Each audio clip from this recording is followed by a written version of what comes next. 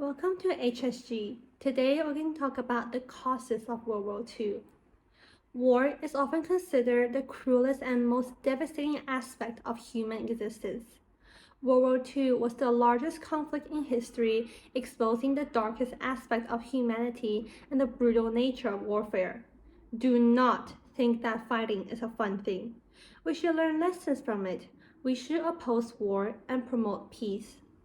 Over a span of 6 years, encompassing vast battlefields and involving 110 million people to participate in the war, World War II gave rise to countless stories and experiences that shaped the course of history. 20 years after the end of World War I, World War II was initially provoked by Germany, and Germany blitzkrieg against Poland signified the start of World War II. Following that, Italy and Japan joined the conflict. Why did these three countries join in? Because their involvement was closely related to their experiences after World War I. The seeds of World War II were planted at the end of World War I. World War I ended with the defeat of the Allies, German Empire, Austrian-Hungarian Empire, Ottoman Empire, and Bulgarian Empire. World War I lasted from 1914 to 1918, a total of 4 years. By the end of World War I, the German nation had already begun to despair. Germany, defeated and devastated, faced economic decline and resource shortages. The amassment of the victorious nations had also been depleted. Germany didn't have many overseas colonies, thus they cannot recruit people, and its vitality was exhausted. France, however, could still recruit troops from Africa and Vietnam. Erich Friedrich Wilhelm Ludendorff, a German hero and influential figure of World War I, admitted, "The Supreme Command and the German military are on the verge of collapse. Victory in the war is unattainable. We will soon face failure." Yet, the German Army High Command did not admit defeat. It wasn't until November 1918, when the German naval fleet was ordered to fight the British Army, that the sailors realized that there was no fuel left and dying was meaningless. Consequently, 40,000 sailors revolted and hanged the officers. This became the catalyst for the end of World War I and the starting point of the German Revolution in November. The German Revolution broke out, and Wilhelm II of House of Hohenzollern, a dynasty of Germany, fled hastily to the Netherlands, abdicating the throne. Germany's defeat led to the declaration of the end of World War I. In 1919, Germany established the Weimar Republic. Before that, Germany was a monarchy that produced many monarchs. But now, it was merely imitating the West, adopting the practice of electing a president that is similar to the United States. A total of 27 countries joined the meeting, but the Paris Peace Conference brought together the Big Five powers: Britain, France, the United States, Japan, and Italy. The discussions primarily revolved around European affairs, with Japan showing less interest. The spoils of the war was divided according to the amount of contributions, and Britain, France, and the United States were the largest beneficiaries. However, Britain, France, and the United States each had their own plans in mind, such as the United States wanted to seek global dominance. In 1894, it was ranked first in the world in terms of industrial output, maintaining this position for 2 decades. Unwilling to continue being Europe's subordinate and answering to Europe's cause, however, in terms of politics, Europe was the leading power. While the United States had economic strength, its military power was not as formidable. France wanted to seek European dominance. It hoped that Germany will be severely punished, and it is best to dismember it. It was to prevent Germany to make a comeback. The United Kingdom, having held global dominance for 300 years, it had become consideration and it was quite cunning. It aimed to maintain a balance of power in Europe, allowing Germany to retain a certain level of strength to counterbalance France and prevent France from excessive expansions. At the same time, it can also promote the prosperity of the country's economy and trade. This led to conflicts among them. What the United States wanted, Britain and France didn't support. Britain and France teamed up to counter the United States, considering themselves the center of the world. What France wanted, Britain and the United States resisted, as they didn't want France to be the boss of Europe, having all the powers. What Britain wanted, France and the United States opposed, questioning why maritime supremacy should belong to them, as the world is not their colony. The Paris Peace Conference was rife with conflict from the outset. Why did they choose to hold it in the Hall of Mirrors at the Palace of Versailles in January 1919? Because it was where Kaiser Wilhelm I of Prussia was crowned after the Franco-Prussian War. France's intent was clearly retaliatory. France wanted revenge. France also aimed to occupy Germany's Saarland, a basin region, due to its coal resources. The UK objected, since France's steel industry combined with coal resources would lead to excessive industrial development and strength. France's Clement Shaw demanded that Germany pay 132 billion gold marks, approximately equivalent to 2 trillion US dollars today. The German representatives were outraged. Later, the UK and the US managed to temper the situation, starting with a payment of 20 billion.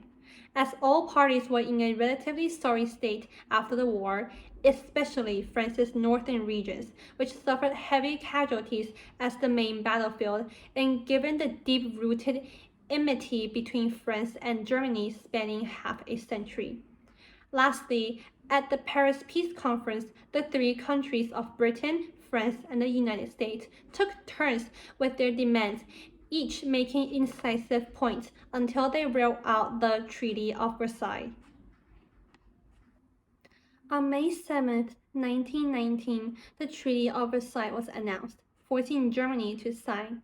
Why did they choose this day to sign the treaty? Because it was the day when a German submarine attacked the British ocean liner Lusitania during World War I, resulting in 1,200 deaths. The treaty's terms were a deep humiliation for Germany. Germany lost 1/8 of its territory, 1/10 of its population, and all its overseas colonies. Its African colonies were divided among Britain, France, and Belgium, while its Pacific colony were handed to Japan. More stringent were the military restrictions placed on Germany. Its army was limited to 7 divisions, not exceeding 100,000 troops. Tanks and heavy artillery were prohibited. Even heavy machine guns were not allowed.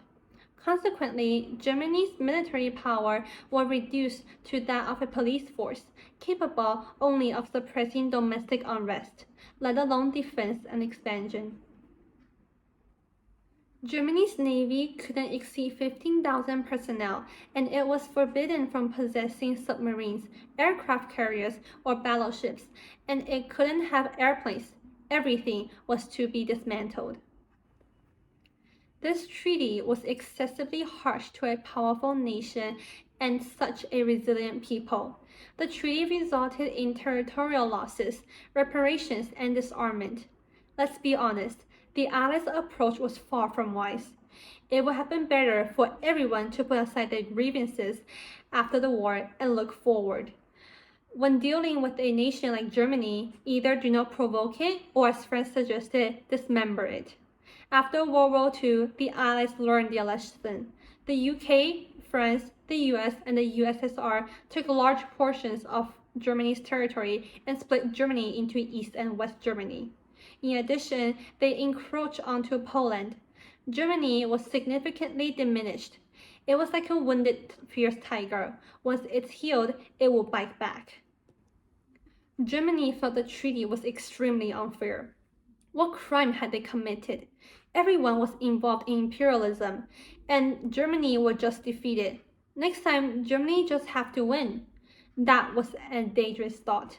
Germany's elite, especially the military, could not accept the Treaty of Versailles. At the armistice of the Great War, the German army still had a portion of the territory in Belgium and North France, maintaining its offensive stance on the battlefield. How could a defeated nation supposedly occupy its enemy territory? It means that Germany hadn't lost, so why should Germany sign the treaty? However, German soldiers overlooked the fact that both sides of the conflict had become entangled in a total war, rendering localized tactical advantages on the front unable to overturn Germany's strategic failure. They failed to see this perspective. After the signing of the Treaty of Versailles, although there were only 100,000 German troops left, these 100,000 personnel remained in the House of Hohenzollern. Most of them were officers and non-commissioned officers, and they were the elite military group. Similar to Japan's self-defense forces today, they were all defensive personnel. Germany's 100,000 strong force could easily expand to 1.2 million or even 2 million with sufficient equipment. Nowadays, there's a popular type of general-purpose machine gun in the military.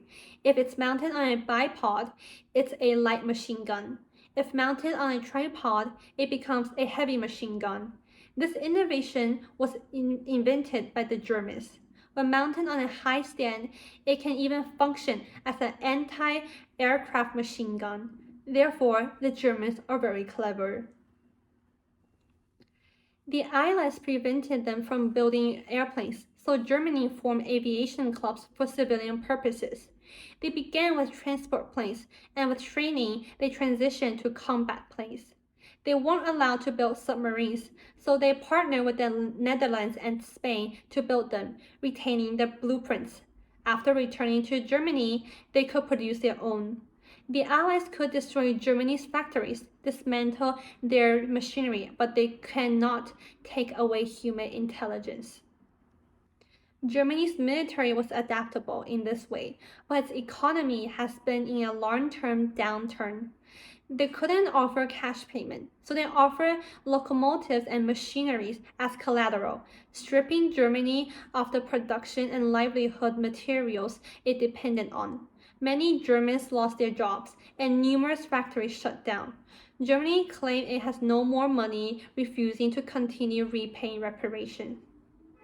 In 1923, France and Belgium sent troops to occupy the Rhineland region of Germany, an industrial area, leading to an economic collapse and hyperinflation. How severe was the inflation? 1 USD equals 4 trillion German marks. That is a lot. It technically means that the German marks was pretty much worthless. A writer once said, "The birthplace of Nazism is not in Munich, but in Versailles." It is said that after Ferdinand Foch, the Supreme Allied Commander, read the content of the Treaty of Versailles, he looked up and sighed, saying, "This is not peace. It is an armistice for 20 years. Indeed, in 1939, Germany launched its blitzkrieg against Poland and World War II began. Therefore, an important reason for the outbreak of World War II was Germany's dissatisfaction with this treaty. Thank you. If you're interested, please join us. You can contribute your ideas by submitting your videos to us with this email address. Stay tuned for the next video.